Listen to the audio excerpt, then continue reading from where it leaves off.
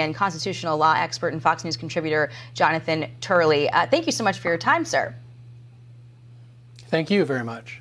So, in your opinion, does the FBI have authority to do this raid? Was there enough evidence of a crime that was committed to have them take that kind of action? Well, that's the curious aspect of this story. I wrote on my blog that there are 5 questions that need to be answered, and they're serious questions. A lot of people are critical of Project Veritas, but it meets the definition of a journalistic organization. It does many of the things journalistic organizations do. And the question is, why is this a federal crime? You know, this is a missing diary that some people say was left in a room. President Biden's daughter says it was stolen.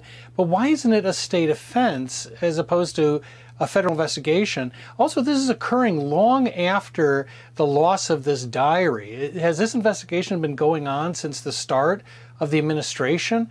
All those questions are still unanswered, and they need to be answered. I mean, the investigation is not a secret. They can answer these questions. But it also brings up memories of how the FBI has intervened in the past for Biden family members. The FBI reportedly responded when Hunter Biden's handgun was tossed away behind a restaurant.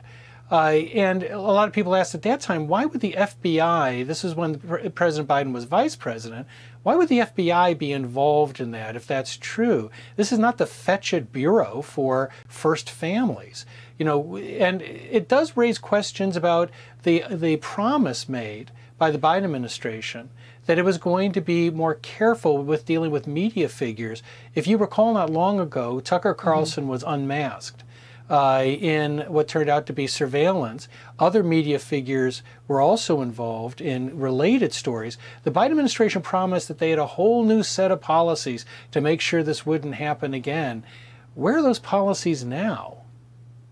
Well, turning back to the diary itself, what is the possible impact of the DOJ, setting their sights on journalists? And you alluded to this a little bit, but is there any difference between Project Veritas, which is known for some of its guerrilla journalism techniques and has faced criticism that it's more of a political operation than a press organization? Is there any difference there? Well, this is part of the controversy also with Julian Assange. How do you define a journalist? And there are good faith arguments that Project Veritas is more political than journalistic. They insist they are journalistic, but what they do is often indistinguishable in terms of receiving whistleblower information or material that was taken from another source. The New York Times gets information all the time from agencies, businesses that were taken from those areas without approval. And so the question here is, why would the FBI be coming in on this? Project Veritas said it didn't run the information and notified local enforcement. And so there is a legitimate concern when the FBI becomes involved in this type of story as to whether it is going outside those navigational beacons that we use to judge whether they're acting independently. It's a curious story to follow. I'm certainly interested in seeing how it all turns out. Jonathan Turley, thank you so much for your time. Appreciate it.